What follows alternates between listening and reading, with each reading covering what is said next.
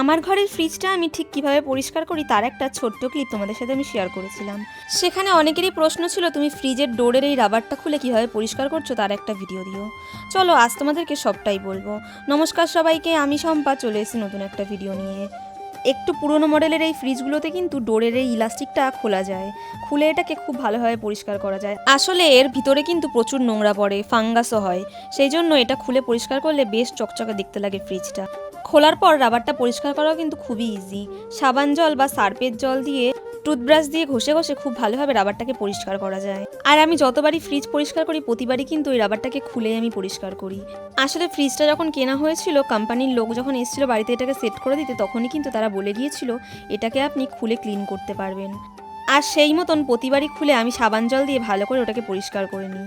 তবে এইবার তোমাদের দাদাভাই কিন্তু ওটা কলে বসেই পরিষ্কার করেছে, যার জন্য কোনো ভিডিও ক্লিপ আমি তখন নিতে পারিনি।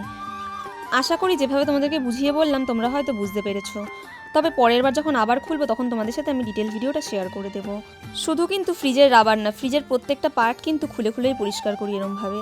ঘরের মতন ফ্রিজ যেহেতু রোজ রোজ পরিষ্কার করা হয় না, ওই অনেক দিন পরপরই হয়, সেই জন্য পুরোটা খুলে করলে একটু ভালোভাবেই পরিষ্কার করা যায়।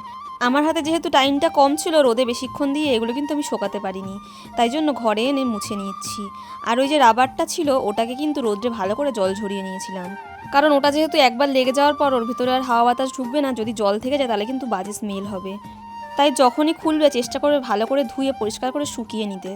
এদিকে কথা বলতে বলতে আমার কিন্তু ফ্রিজটা পুরোপুরি পরিষ্কার করা হয়ে গেছে। বাকি জিনিসগুলো সব গুছিয়ে নেওয়ার পরে তারপরে শেষে আমি রাবারটাকে হাত দিয়ে চেপে চেপে লাগিয়ে দিলাম। মাসে 1 থেকে 2 বার ফ্রিজটাকে এরকমভাবে ডিপ ক্লিন করে নিলে বেশ ভালোই দেখতে লাগে। কেমন লাগলো আজকের ভিডিওটা অবশ্যই কমেন্টে জানিও, আর তোমরা কিভাবে এইসব কাজগুলো করো অবশ্যই সেটাও জানিও। চলো তাহলে আজ আসি, দেখা হবে পরের একটা ভিডিওতে। ভিডিওটা ভালো লাগলে অবশ্যই পেজটাকে ফলো করে পাশে থেকো। Tata, bye bye.